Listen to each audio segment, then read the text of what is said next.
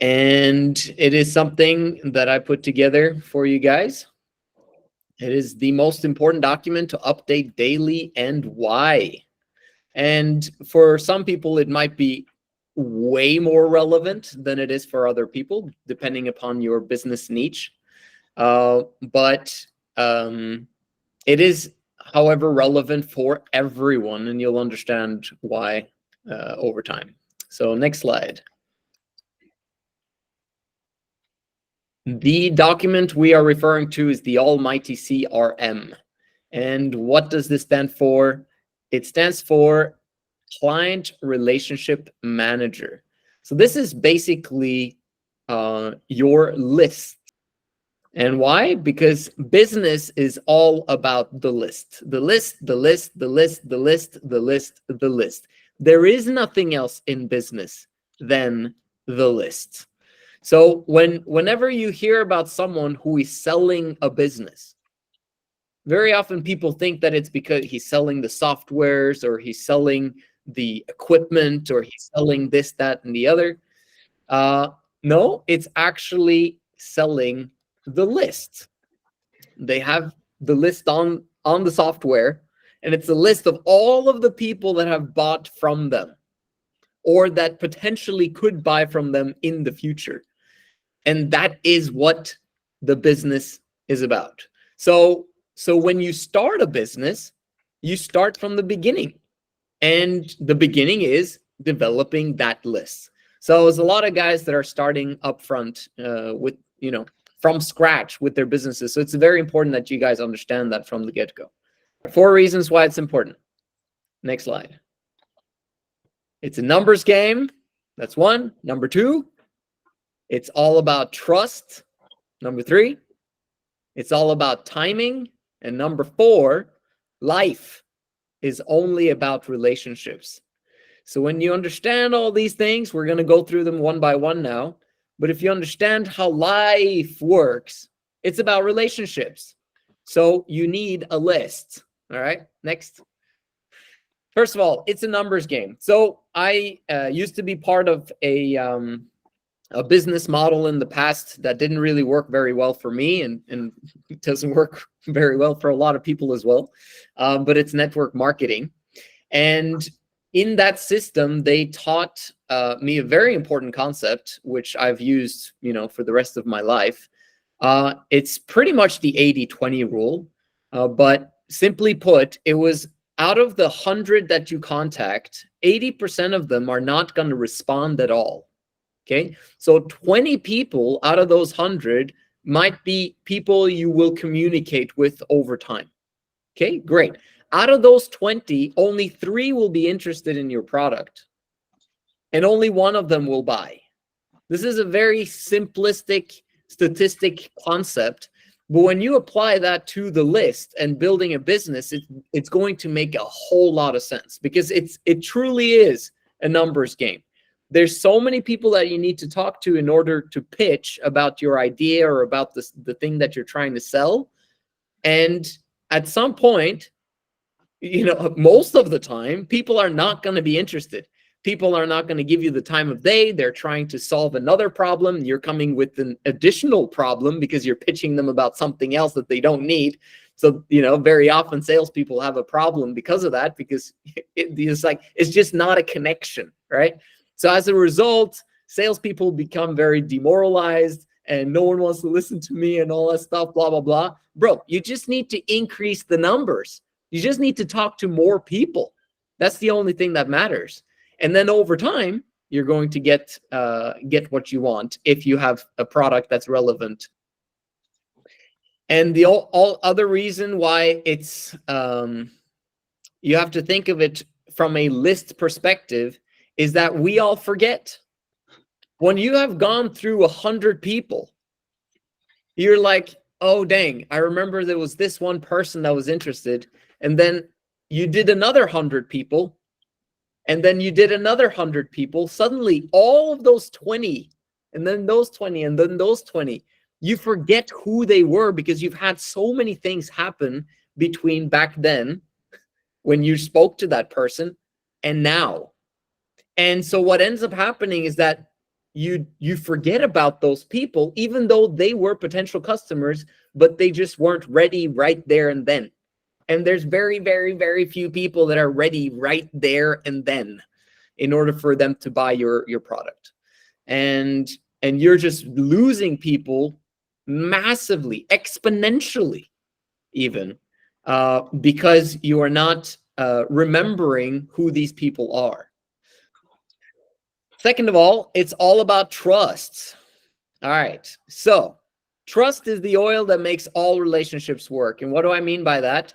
It's if you want something to function, if someone doesn't trust you, like if you ask them to do something and they don't trust you, they're going to be like, wait, whoa, who are you? Why do you want this from me? And I'm not sure if this is going to benefit me in any way, shape, or form. But the moment you have established trust with that person, they're now giving you the time of day to actually at least explain why you're going to take of their resource, whether that's time, whether that's money, or whatever it is. The more you increase the trust in a relationship, the more they're going to be willing to invest in you. And that's why in business, it's so crucial to increase the trust.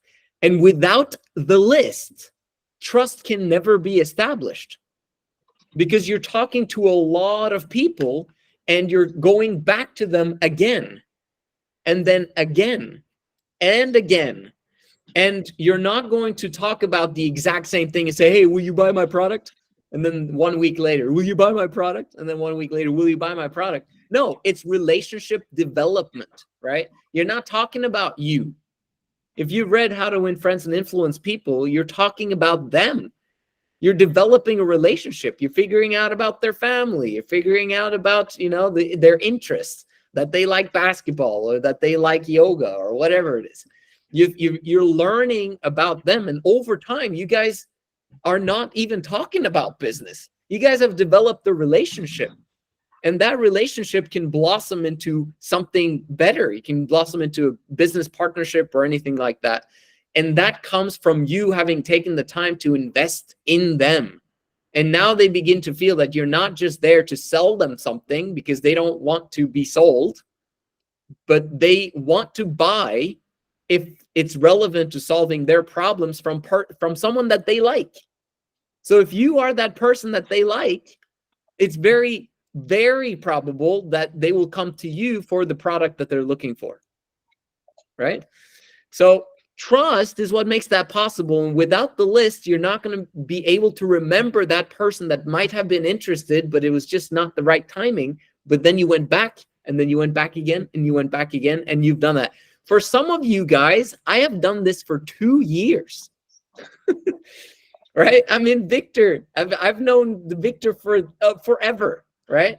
It's been the same thing with Mike. I've come back to you guys again and again and again.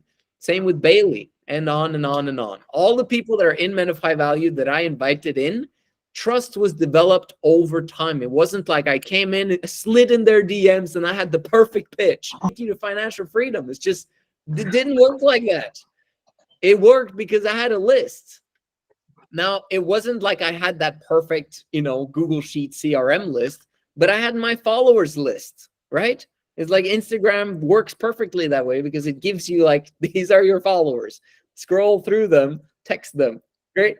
And then over time, I just text everyone again and again and again. If I actually used the Google Sheet CRM that I'm now simplifying for you guys so that you guys can save time.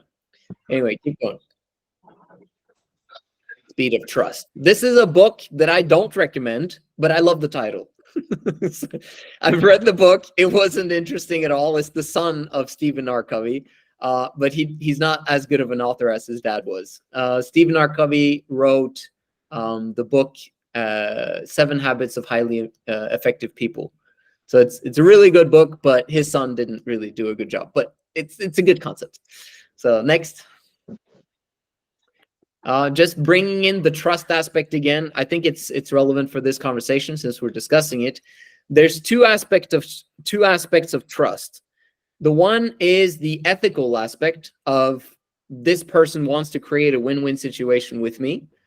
And I know that he wants to create a win-win situation with me. It's not like, oh, he's asking me to do something that I would lose from and he would benefit from, which I don't want to do, right?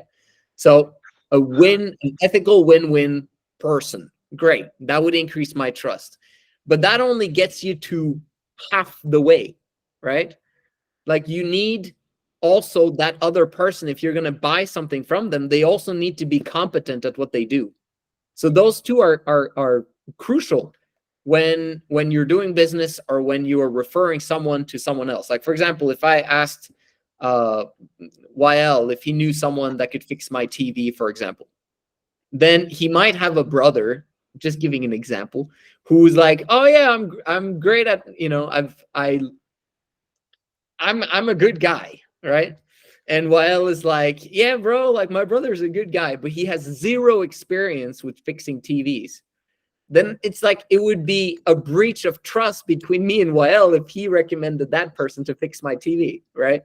So it's like, it's important in all of that you keep those two in mind. It's both ethical, but it also needs to be competence. That's what establishes trust. All right. And also that goes back to you guys. It's like, you might be a good person, but are you competent in what you do? You have to be good at what you do. And that's, yeah. All right. Always win-win. And the next one, good at what he does. Great. Next one, trust takes time. So again, it's back to the list. You come back again and again and again to that person. And over time, bro, like, they're going to buy from you. And that brings me to the next slide. So give me an example. How many here wants to right now sell or buy a car? Like, right now? No one. Okay. Who here wants to buy a house? Like, right now? All right. Nice. Okay. So we have someone. What is the likelihood that I would be able to sell you a car in Georgia, for example? Okay, maybe YL would be, Same thing with the six-pack. Bro, I'm going to help you get a six-pack. Bro, I'm focused on building my business. Like, I'm not, that's not my priority right now. Okay, relationship help. Helping your kids sleep at night. Okay, so you guys are getting the point that you develop a list to sell the product that you want to sell, and you're figuring out which people you relate to and that might connect with you in the future, that might need your product in the future. You're not looking for a sale right now. Very often we're so impatient that we're just looking for people that can buy from us right now. But the list allows you to be patient with the process and allows you to allow people to take their time, so that when their timing is right, you're the right connection, the right fit for the thing that you're selling, which you want them to eventually buy if there's a perfect fit. And none of us right now would be interested in doing these things, almost, except for buying the house. But in the future, all of us are at some point going to need those things. All of us. So it's very helpful to have someone in your life, like, someone will come to you that say, I can solve this problem for you. And if he had you on his list for a continuous long period of time and developed a very good, strong foundational relationship with you, that's the guy you're going to buy from, right? It's just automatic. Okay, next. And this just goes on with the same thing that I mentioned now, is 80% of your sales comes from the follow-up. You could even say, in YL's perspective, because he DMs 200 people a day for his services, right? You could say that 99.9% of sales come from the follow-up. Almost no one buys right away, right? Almost no one wants to jump on a call tomorrow. You have to nurture them. You plant a seed, and then you nurture them by watering continuously, giving it nutrition, giving it sunlight, being there for them, supporting them. How are you? Blah, blah, blah, right? But you're developing the relationship, because at the end of the day, eventually it might become the right timing. And those are the people that we're looking for. And obviously you need to have some sort of prioritization, right? Hot, warm, cold, because that's going to tell you who's ready now. And those are the people that you need to prioritize. Everyone else on the list, you just say hi to once in a while, which takes freaking 20 seconds, right? But they're on your list. And so you always remember to do those 20 seconds. All right, next. Life is only about relationships. Yes. You got to there's 3 categories of life. There's only 3 categories of life. People like try to complicate it with like saying like there's 6 and there's 8 categories of life where you need to focus. No, there's 3. Simple. Is relationships, health, and finance. That's it. If you got your relationships in order, amazing, great. Then you can take care of your health and you can take care of the relationships in your life. And that's it. Right? So, but when you really come to the bottom part of it, the reason why you're providing for yourself and for other people is because of that, your relationship with yourself and relationships with other people. That's the only reason why we do business at the end of the day. And it's exactly service to others. And it's the same thing with health. Like if you are freakishly lonely and everyone hates your guts, like you're not going to want to live a lot. Like you're going to be like, I'm kind of done with this life, right? So at the end of the day, it's all about relationships. And that's why you need to focus on the list. And I remember watching a YouTube video one time where they were talking about 80-year-olds and what they regretted. And this was millionaires, 80-year-olds. And one of the lines that stood out to me was one 80-year-old that said that, and he's a millionaire, right? He's like, I wish I had kept a list of all the people that I've gotten to know throughout the years, right? And obviously he became good at developing lists because he was a millionaire. But just think about it from this perspective. I feel the same way. Like I've literally spoken to tens upon thousands of people. And a lot of them actually very high value people, like people that were millionaires, people that were 6-figure people, people that, you know, had the life I wanted, or people that was extremely good at their relationships or whatever. And if I had thought about the process of keeping a list of the people that I want to surround myself with, like my life would have been more speedy and more oiled, more easy. Like I would get all of my goals so much faster because I would have known who to contact when. And that's just something that I encourage to you guys. If you're like in your early 20s, if you're 25, like, oh my gosh, like keep a list of the people that, you know, like that make your brain go like, wow, I really like this person, because you're going to forget about them, whether you know it or not.